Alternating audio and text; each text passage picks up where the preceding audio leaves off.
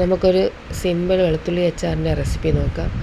ആദ്യം കുറച്ച് എണ്ണ ഒഴിച്ച് കൊടുക്കാം. ഞാനിവിടെ നല്ലെണ്ണയാണ് എടുത്തിട്ടുള്ളത്. പിന്നെ കുറച്ച് കടുകിട്ട് പൊട്ടിക്കാം.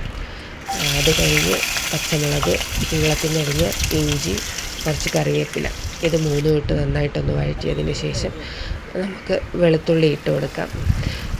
ഇതിപ്പോൾ തൊലി കളഞ്ഞ് കഴുകി വൃത്തിയാക്കിയ വെളുത്തുള്ളിയാണ്, അത് നമുക്ക് ചേർത്ത് കൊടുക്കാം. എന്നിട്ട് നന്നായിട്ടൊന്ന് മിക്സ് ചെയ്ത് കൊടുക്കാം. എന്നിട്ട് ആവശ്യത്തിന് കുറച്ച് ഉപ്പും കൂടെ ചേർത്ത് കൊടുക്കാം. ഉപ്പും ചേർത്ത് ഒന്നുകൂടെ ഒന്ന് നന്നായിട്ട് ഇളക്കിയതിന് ശേഷം നമുക്ക് ഇതിനാവശ്യമായിട്ടുള്ള പൊടികൾ ചേർത്ത് കൊടുക്കാം. 1 ടേബിൾ സ്പൂണ് മഞ്ഞൾപ്പൊടി, 2 ടേബിൾ സ്പൂൺ മുളക് പൊടി. ഇതിവിടെ ഞാൻ എടുത്തിട്ടുള്ളത് കാശ്മീരി മുളക് പൊടിയാണ്. നിങ്ങൾക്ക് വേണമെങ്കിൽ എരിവുള്ള കുറച്ച് കായത്തിൻ്റെ പൊടിയും ഉലുവാപ്പൊടിയും കൂടെ ചേർത്ത് നന്നായിട്ട് മിക്സ് ചെയ്ത് കൊടുക്കാം. ഒരു നല്ല മണം കിട്ടാനാണ്, നല്ലൊരു ഫ്ലേവറും കൂടെയാണ്. എന്നിട്ട് നമുക്കിവിടെ കുറച്ച് വിനെഗറും കൂടെ ചേർത്ത് നന്നായിട്ട് മിക്സ് ചെയ്യാം. അപ്പോഴത്തേക്ക് നമുക്കിവിടെ ഏകദേശം സംഭവം സെറ്റായിട്ടുണ്ട്.